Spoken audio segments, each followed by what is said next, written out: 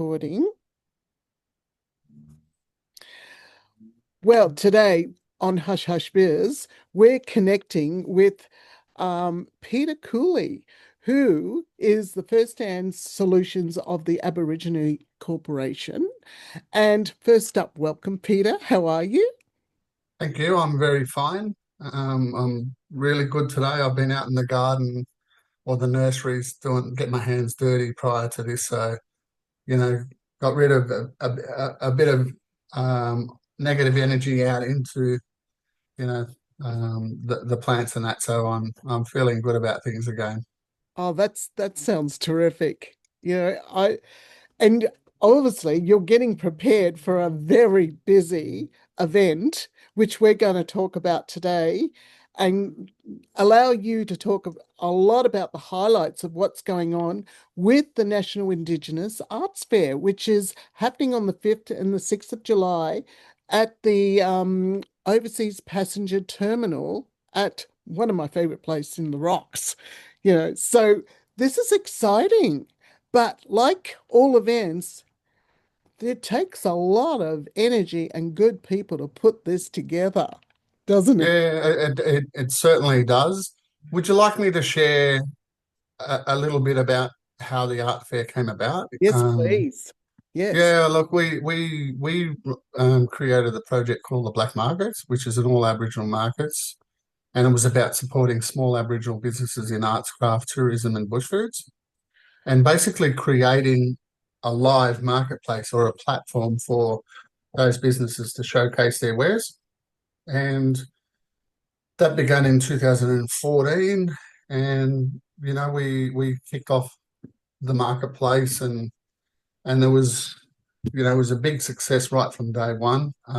That's now been running for 11 years, and it started at La Perouse here, and it's now run, 4 times a year at the Rocks. It's it's started to move around into regional New South Wales, where we're supporting those small businesses in those areas. Mhm. But in 2017, we were running it on the headland at Barangaroo um, and we decided, leading up to one of those markets, we decided to invite some remote art centres from around Australia to if they wanted to make their way into Sydney and showcase their artworks and at the black markets, and we got 11 centres came in, Wow. um, which was quite astonishing. Yep. Pretty Yep. amazing, actually, considering the where they've got to come from. Yep. And it was an enormously successful event. They made a lot of money, sold a lot of works. It dragged in a lot of people, because it's difficult to find so many these remote art centres, community centres, Yeah. in the heart of Sydney. So you've normally got to travel long distances and that to get to them. So in 2018, we thought that was so successful. So we thought this needed it to be a standalone event, and so the National Indigenous Art Fair was born, and we found a home for it at the Overseas Passion Terminal at Circular Quay or the Rocks. And in 2018, I think we had close to 30 remote art centres come to Sydney Wow. for that first sort of version of the art fair, Yep. and we had over 15,000 people came to it. And those art centres did very well out of it and sold a lot of works, and it's just gone from there. So it kicked off in 2018 officially as the National Indigenous Art Fair, Mhm. and you know it's just grown from there. And last year I think we had 24 remote art centres came, and they generated over 800,000 in direct sales over the 2 days, and so it's generating a lot of income for those centres. That's important income that goes down on the ground to these artists and their families that are in Yes. these remote communities. Yep. So yeah, it's really developed from there, and Yeah. this year is really shaping up as a really big one because we've we have a cap of being able to fit 30 remote art centres, and we also include New South Wales artists, etc., to come in as well. Mhm. But 30 remote art centres we can fit in the passenger terminal, and it's been at its capacity. It was booked out 2 months ago from these remote art centres, so it's going to be a pretty special one. This one with so many of those remote communities and artists all under the one roof, and there's a great program of activities, etc., that are going to be running, in side by side with those. There's a whole festival program running side by side with those artists showcasing their wares. But overall, we've got about 60 businesses, including those remote art centres, that are going to be there showcasing a lot of products and that. Yeah. Wow, that's impressive. And there's obviously within all of this, there's a lot of free events with ticketed events, which workshops involved in this. Do you want to give us a little bit of a rundown with? Yeah, so we've got there's ticketed workshops in weaving. That's always a special workshop. Learning incredible skills and Yeah. knowledge that's passed on from these master weavers. And styles that have been passed down in those families for generations. That Oh, that would be are amazing. still. I mean, I have a real soft spot for the weaving, and I hang out quite a bit at the weaving, Mm. because there's the ticketed weaving events, but then there's also the communal weaving event as well, where people can come and sit down beside these incredibly skilled um, weavers from remote communities, etc., and just be taught by those guys. And but like I don't have the patience for weaving. It's an art. It's Yeah, and like you've really got to be patient. But some of the skill, I tried it for about an hour one day, and I just couldn't get it. I couldn't do it. Um, but then you see the works that they produce, and you think, my God, that must have taken an eternity, and how did you do that work? It's very intricate, and a lot going into it. But you've also got to think that before they actually sit down, the work that goes into those workshops, and the actual materials Yeah. before they actually start to weave them, Yeah. is pretty unbelievable. Like most of it comes from country on their traditional country. Yep. And so going out and sourcing the materials, sourcing the dyes, etc., from the plants, and then actually, dyeing all those materials to come up with those beautiful colors. Wow. It's pretty special, and the cultural knowledge in that, and the Oh, skill that's been handed down, is quite fascinating. So I have a soft spot for the weaving, I and yeah, it's one of my favourite bits of the art fair every year. And I keep wandering past the communal weaving to see how everyone's getting on. And in the past, we've had like installations that everyone's been weaving pieces and all that, and then they stitch them all together onto an installation, yeah. um, and they come up with this amazing piece at the end of it. So yeah, I love the workshop, but there's actually going to be a bit of fashion there for the first time I've heard, yes, this year. Yeah, so we've yeah. got a couple of makers that are designers that are showcasing their designs, and it's going to be a bit of a like a flash mob style fashion thing, where they're going to be walking through the art fair, and we've got some Brolga dancers who are going to be actually modeling all that stuff as well. So, but there's amazing works from a lot of art centers. We've got the performances happening that are going to be, that we've got the sand circle out the front as well, and the dancers and that are going to be performing throughout the Wow. 2 days. Oh, this is Um, we've colorful. got some we've got some singing happening with the Stiff Gins, and a couple of local young girls that are going to be up there. Mm, But the the cultural activities and the performances, etc., that it's going to be such a worthwhile thing to catch, be there and get amongst. Yeah, just the whole 2 days is going to, it's there's a great thirst for this type of Aboriginal artworks and performances and cultural events in Sydney. There's a great thirst for it. Yep. Yep. So being able to put it on and um, you know have the opportunity, provide the opportunity for the wider community to Hmm. come into the Overseas Passion Terminal and just immerse themselves in culture, in story, and just learn from a lot of these artists that we're going to have a whole bundle of artists come out of community and be at the art fair as well. So you're going to have people who created those works actually there to engage and share and yeah, just connect with.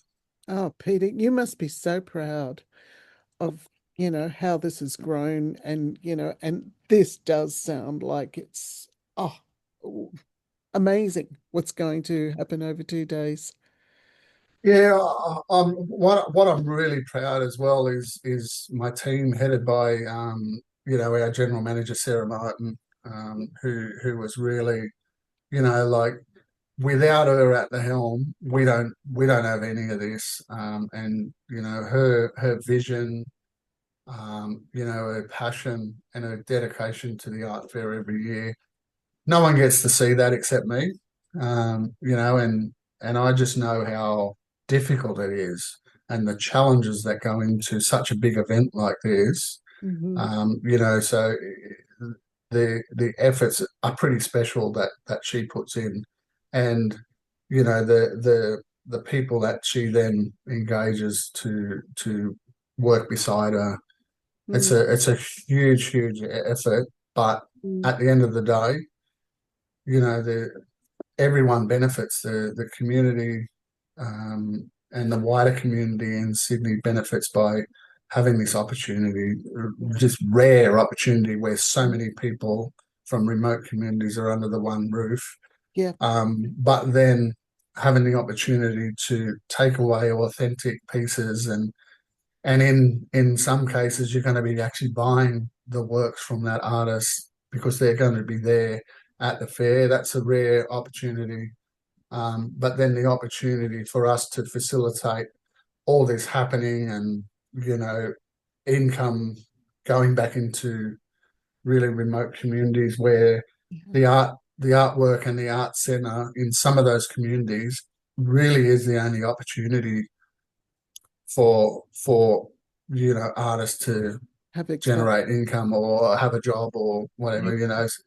And some of these places are so remote that it takes up to 2 days, 2.5 days for artists traveling from there to Sydney.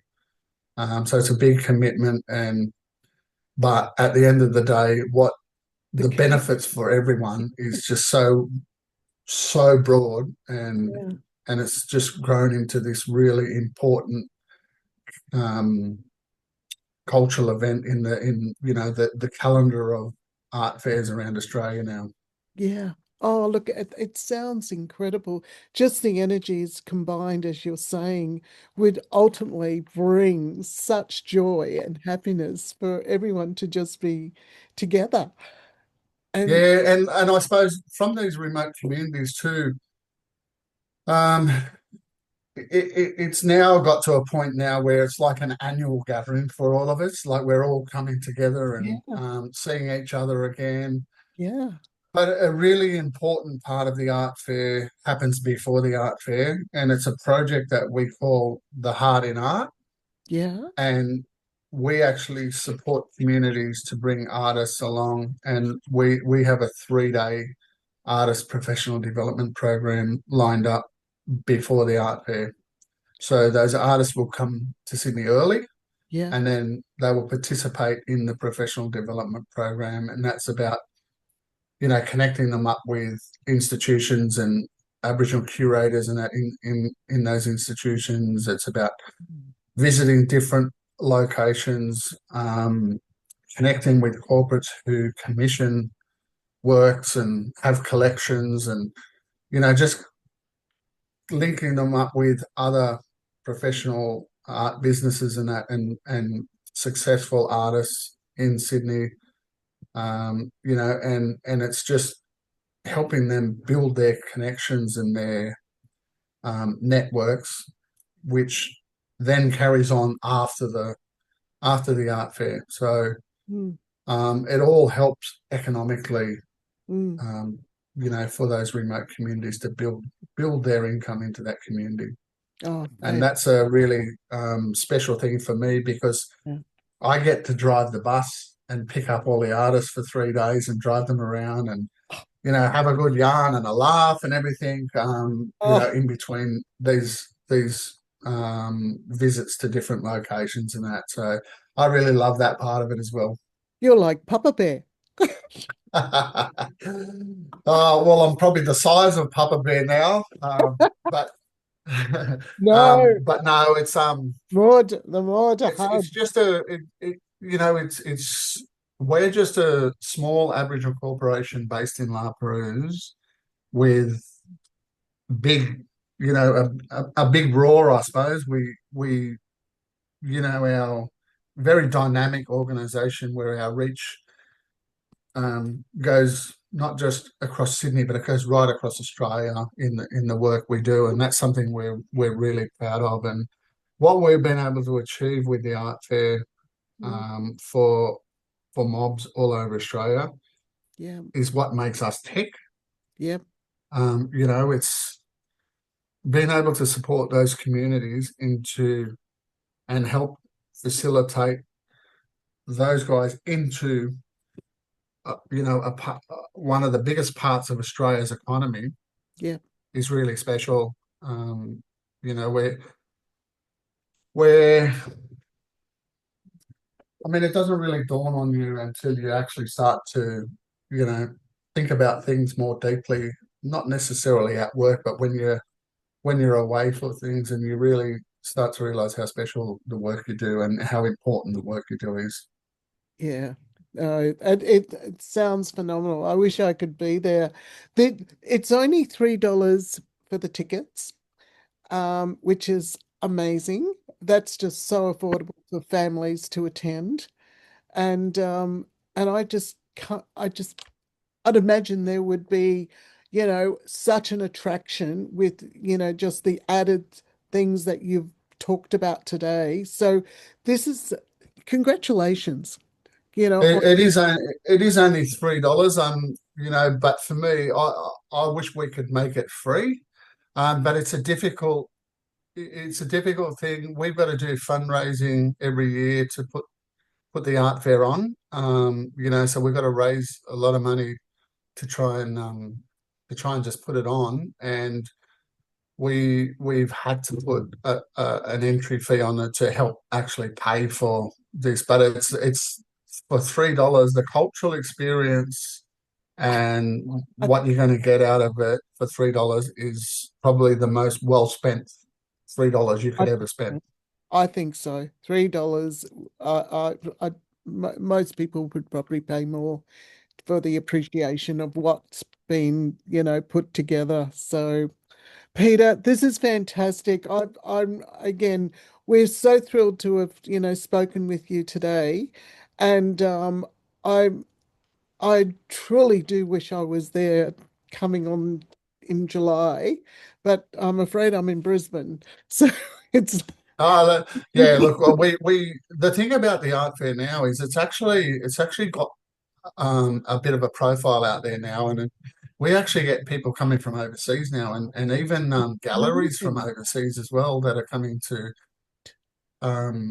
connect with these remote centres and that. And um, yeah, That's look, it's amazing. That's it's it's amazing. just we hope it just continues to grow, and the opportunities Oh, I'm really sure do it will. I'm sure it get will. bigger and bigger for our communities. Yep. It's really important, and we've been through really really difficult periods in the last couple of years Yep. that have really impacted the the art space, Yep. and the arts economy, I suppose, that.